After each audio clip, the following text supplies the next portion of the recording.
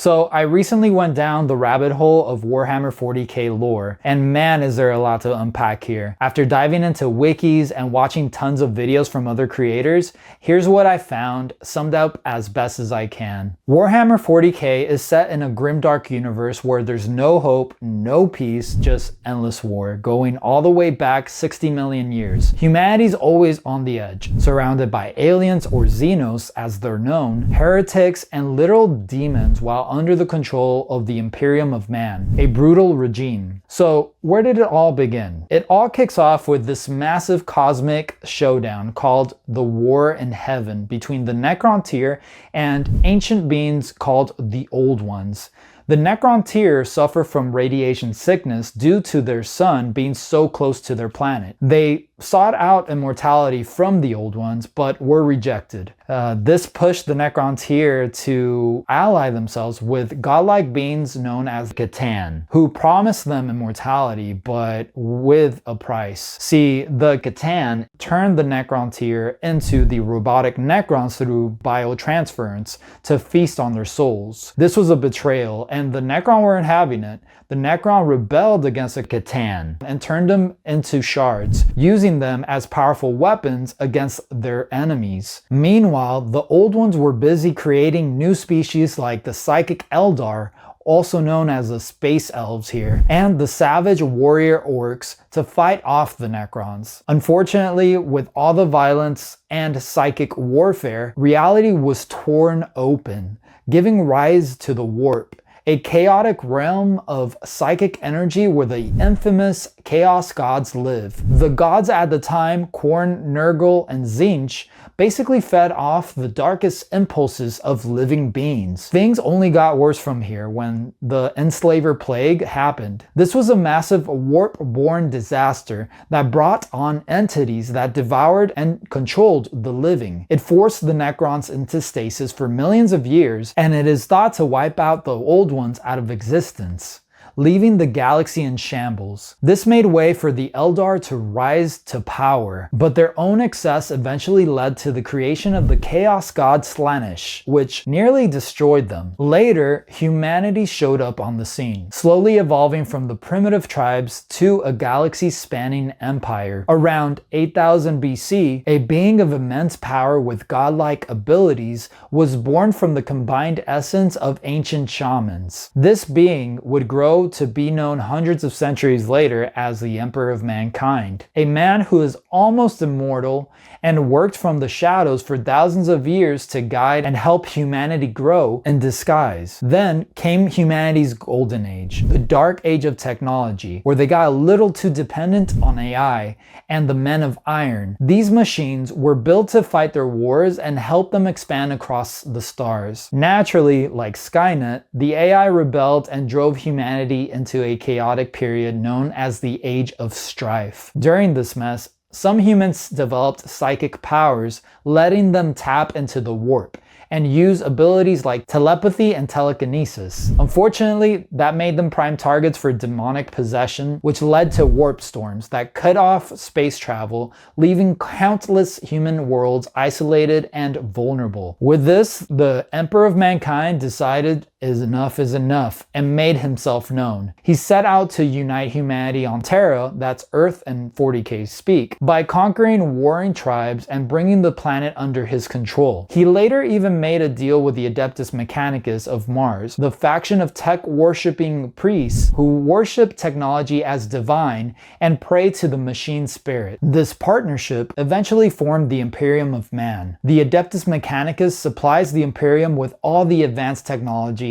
expertise, and ancient knowledge that allows humanity to produce weapons, starships, the Dreadnought, and more to defend itself in a universe full of threats. Then my hatred must be directed at his minions!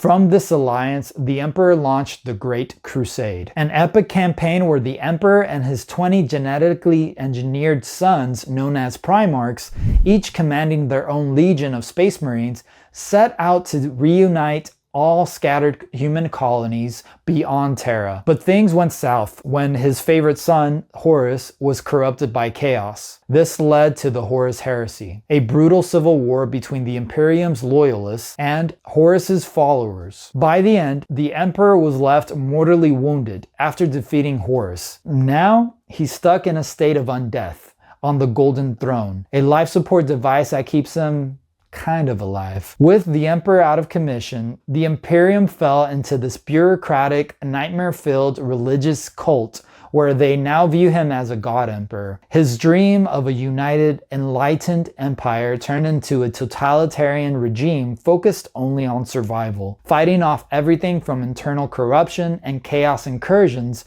to alien empires like the Orcs, Tyranids, Necrons, and Eldar. This is where the Age of Imperium begins. During this time, the Imperium faced non-stop invasions from both Xenos and Imperium human defectors, including the infamous Black Crusades led by Abaddon the Despoiler, a Chaos warlord. He launched many of these crusades, each one trying to break the Imperium's defenses. The most recent one, the 13th Black Crusade, left the Imperium severely weakened. Then there was a Great Rift, a massive tear in reality caused by the warp that split the galaxy in two. It created this warp storm which isolated half of the Imperium, driving many worlds into chaos. The part cut off by the rift, known as the Dark Imperium, is constantly dealing with chaos attacks from warp entities or demons, also known as Neverborn. To fight back against the chaos forces, one of the Emperor's Primarchs, Gilliam,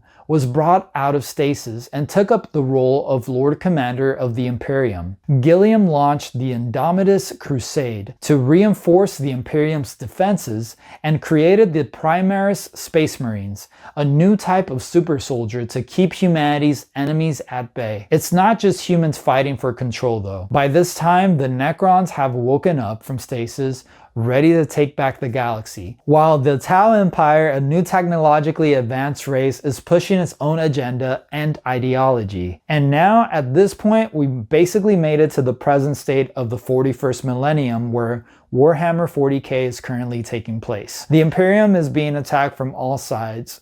Chaos is rising, and countless alien empires are fighting for power. Again, 40k is a universe where survival is the only goal, and war is the only constant. One of the most interesting parts about 40k lore is that there's no clear good guy. The Imperium of Man, while often seen as the protagonist, is a harsh, oppressive, and dystopian regime that does whatever it takes to survive. The 40k tagline, "In the grim darkness of the far future, there is only war," pretty much sums it up. Believe it or not, we've only scratched the surface here. Warhammer 40k's lore is massive, with over 400 novels from the Black Library, covering everything from the Horus heresy to individual stories of different factions like Space Marines, the Sisters of Battle, and more. If you want to dive deeper into Warhammer 40,000 lore, here are some book series recommendations based on the reviews that I found to get you started. The Horus Heresy series. This saga, set 10,000 years before the present timeline, dives into the events leading up to the Imperium Civil War. It gets you to understand the fall of the Emperor's vision and the rise of chaos. Some great starting points are Horus Rising by Dan Abnett, False Gods by Graham McNeil, and Galaxy in Flames by Ben Counter. Gaunt's Ghosts. Follow Colonel Commissar Ibram Gaunt and his ragtag group of soldiers in the Astra Militarum, the Imperial Guard. Check out First and Only, Ghostmaker, and Necropolis by Dan Abnett for a gritty look at the front lines of 40k's battles. The Eisenhorn Trilogy. This series, also by Dan Abnett, follows Inquisitor Gregor Eisenhorn as he hunts down heretics within the Imperium and faces chaos. If you're interested in the more secretive, morally gray side of the Imperium, check out Xenos, Malleus, and Hereticus. There's also a sequel series, Ravener, focusing on Eisenhorn's protege. Space Marine Battles series. These novels showcase epic battles from different Space Marine chapters and conflicts. Key titles include Ren's World by Steve Parker, focused on the Crimson Fist, Hell's Reach by Aaron Dembski Bowden,